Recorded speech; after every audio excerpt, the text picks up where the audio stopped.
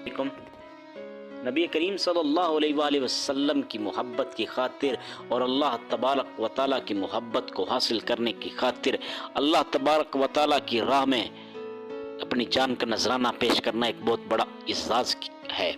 اور بہت بڑے شرف کی بات ہے۔ غازی علم دین شہید کو جب پتہ چلا نا کہ ایک کافر راجپال نے میرے نبی کریم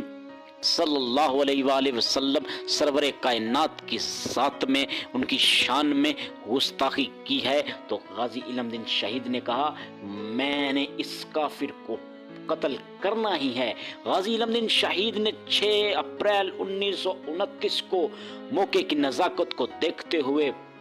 اس کافر راجپال کو اسی ہی کی دکان کے اندر جو ہسپتال روڈ آج بھی مزار قطب الدین اولڈ انارکلی کے اندر موجود ہے، اس کافر کو اسی جگہ پر جا کر قتل کر دیا اور اس کو واصل جہنم کر دیا۔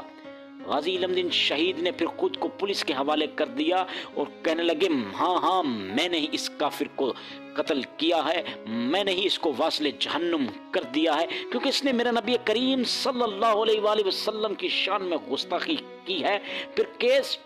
عدالت میں چلا گیا، قائد اعظم محمد علی جناح پھر خود ان سے ملنے گئے اور کہنے لگے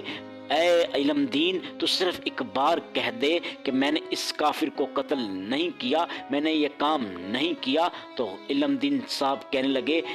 اے قائد اعظم صاحب میں نے ساری زندگی میں ایک ہی تو کام کیا ہے، میں ایک کام سے ہی مکر جاؤں؟ نہ میں نے نبی کریم صلی اللہ علیہ وآلہ وسلم سے وعدہ کیا ہے کہ میں اس سے نہیں مکروں گا، میں نے ہی اس کو قتل کیا ہے۔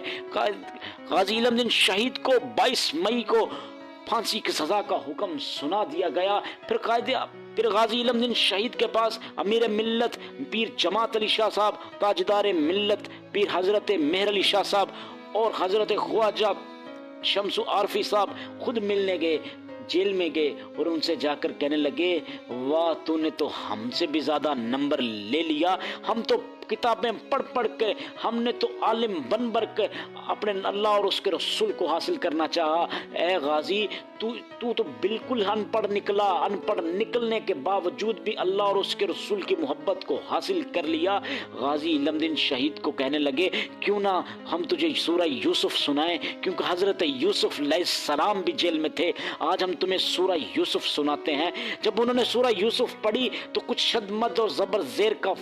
فرق آیا، تو غازی صاحب نے کہا نہیں جناب ایسے نہیں، ایسے ہے۔ تو کہنے لگے تم تو پڑھے ہی نہیں، کہنے لگے آپ لوگوں نے تو قرآن مجید اوپر سے دیکھ کے پڑھا ہے، آپ لوگوں نے ٹاٹوں پر بیٹھ کر پڑھا ہے، جب میں رات کو سونے لگتا ہوں تو میرے پاس میرے مصطفیٰ کریم آتے ہیں، وہ مجھے پڑھاتے ہیں، میں نے ان سے اس قدر محبت کی ہے، میرے اللہ نے مجھے ان کا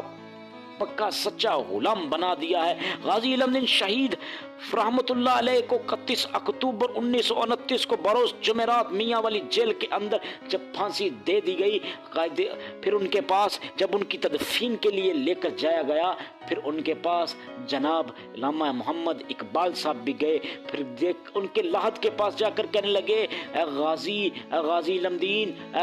دین شہید تو نے تو نمبر لے لیا، میں ساری زندگی شعر و شاعری کرتا رہا لیکن تم مجھ سے بھی زیادہ آگے نکلا۔ اللہ ہمیں بھی غازی علم دین جیسے محبت کرنے کی توفیق دے، اللہ ہمارے حال پر رحم کر، اللہ غازی علم دین شہید کے درجات کو بلند فرما، اللہ ہمیں بھی غازی علم دین جیسی محبت کرنے کی اور نبی کریم صلی اللہ علیہ وآلہ وسلم کی ذات کی خاطر ان کی محبت کی خاطر میرے اللہ ہمیں بھی اپنی جانیں قربان کرنے کی توفیق دے۔ اللہ ہماری دعاؤں کو قبول فرما، آمین یا رب العالمین۔